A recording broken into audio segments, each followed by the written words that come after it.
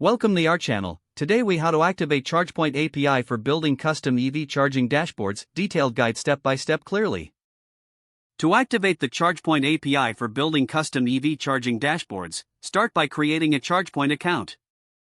Visit the ChargePoint developer portal at developer.chargepoint.com.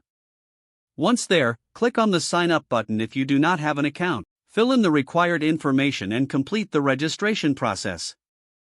After signing in, navigate to the API section on the dashboard.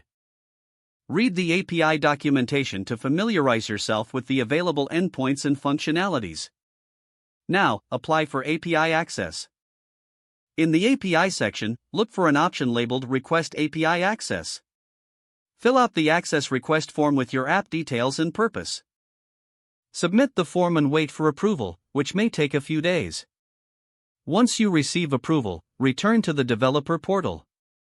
Locate your API key and secret in your dashboard. Store your API key securely, as you will need it for authentication.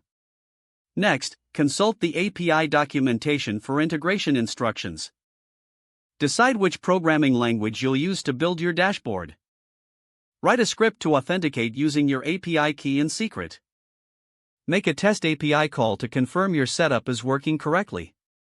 Retrieve data such as station availability and user statistics using the appropriate endpoints. Design your dashboard using a framework of your choice, such as React or Angular. Implement charts and graphs to visualize the data pulled from the API. Add features that enhance user experience, like filtering and sorting options. Conduct thorough testing to ensure that all functionalities work seamlessly. Finally, deploy your custom EV charging dashboard to a hosting service. Monitor API usage to ensure compliance with ChargePoint's rate limits. Continuously gather user feedback to improve the dashboard over time. With these steps, you will have successfully activated and used the ChargePoint API for your custom dashboard. If the page does not load, refresh the browser or try again in a private or incognito window. Make sure you are using the correct email address, then retype it carefully to avoid small typos. If your password is not accepted, use the reset option and create a new strong password you can remember. Don't forget to like this video and subscribe to our channel for more step-by-step tech guides.